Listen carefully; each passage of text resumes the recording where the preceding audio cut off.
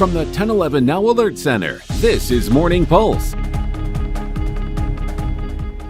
Good morning. This is Craig Allison with your Morning Pulse for Monday, July 6th. We certainly hope you had a great holiday weekend for America's 250th birthday, and the good times are going to keep on rolling into tonight with Team USA facing off against Belgium. We have more on that coming up later, but first, before we get into our top 6 stories for you this morning, let's get you the question of the day. Question is, 20% of adults don't really like the one they have, but they keep using it anyway.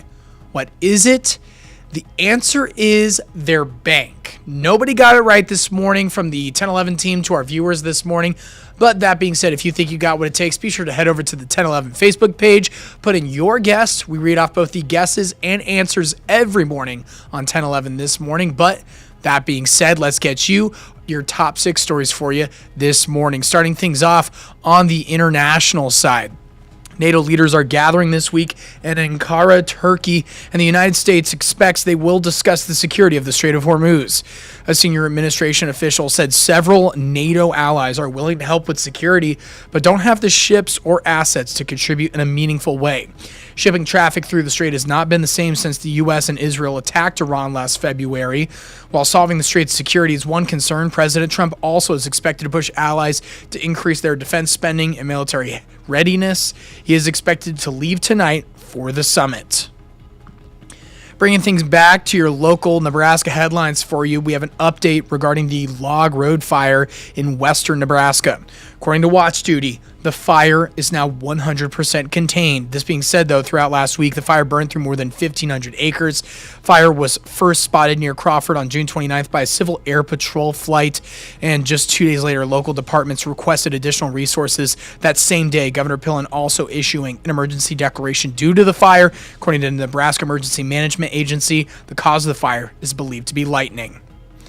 Now, switching things over to another weather-related hit, the southeast Nebraska village is submitting a state of emergency declaration following storms that rolled throughout the state Friday night. Cook's Village Board submitted the request over the weekend. Village officials say severe thunderstorms rolled in before 10 p.m. Friday, reaching wind speeds to around 80 miles an hour. Those powerful gusts caused damage throughout the village to buildings and homes. If you need to submit a damage report, we have a link to do so with this story on our 1011 Now app and our website. We're now moving up to the metro for a little bit. UNO is seeing a clear demand in people searching for ways to stay on top of artificial intelligence. University's conference teaching about AI sold out for the second straight year last week. As many as 400 people attended, drawing entrepreneurs, educators, nonprofits, and tech companies all under one roof. Common thread is a simple one: figuring out how to work with AI without losing their jobs. UNO Chancellor Joanne Lee says Omaha is ready to lead the way. I think AI will definitely displace some jobs and some portion of our job. So as human, we need to catch up and understanding technology. AI will not replace human that actually adapt using AI. I think Omaha can lead, and people are ready. They want to find out more. Part of the conference's focus was teaching attendees to use AI responsibly without letting the technology replace their own work. Now, still rolling from the holiday weekend as a heads up, the Nebraska State Patrol is still monitoring busy roads across the state to keep drivers safe. Patrol is running other law enforcement agencies in a nationwide campaign focused on stopping impaired driving. The campaign started Saturday, runs through the end of the day today. So far this year, NSP says troopers have more than 650 arrests for driving under the influence. Switching things over to sports and exciting news for tonight. A stunning twist ahead of Team USA's World Cup match against Belgium this night. FIFA Disciplinary Committee has confirmed that United States men's national team striker Folarin Balogun will be eligible to play tonight. But questions are swirling around the decision. President Trump reportedly spoke with FIFA President Gianni Infantino about Balogun's questionable red card and asked the FIFA leader to review the call in a move that has outraged Belgium's team and fan base. Balogun's teammates calling this a welcome return. He's obviously super happy, man. This is what exactly you want to be able to play in games like this.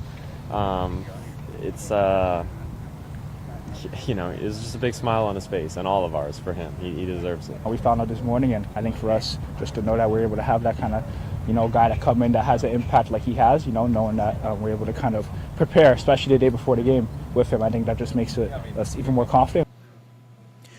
25-year-old forward received the red card during U.S.A.'s team victory over Bosnia on July 1st. During that game, Balogun stepped on a defender's ankle and received the penalty.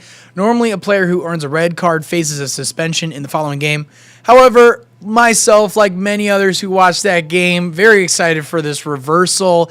It was questionable, and I think personally, again, this is just my opinion, a yellow card should have been emitted before jumping right to a red card, as we've seen throughout this past weekend of intense round of 16 into quarterfinal matches, that there are some rough players out there. If you were watching the France game, you know exactly what I'm talking about. But that being said, just excited to see Team USA back at it again tonight against Belgium, and it is sure to be an exciting match.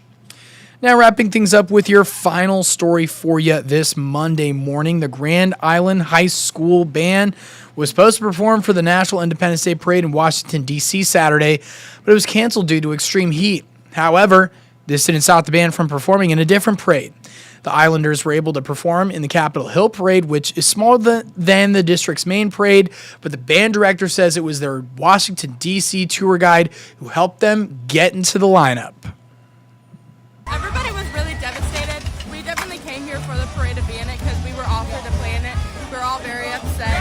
But then we found out that we were playing today in a little parade, and everybody was really excited that we still got to play. Certainly making the most out of their trip there.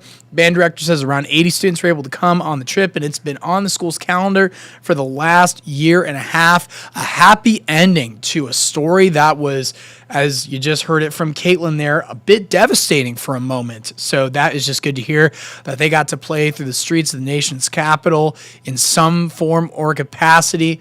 But that being said, that's going to do it for your Morning Pulse for your Monday morning. Before we wrap things up, though, here's a look at your 7-day forecast before we toss things over to Brandon Rector with more.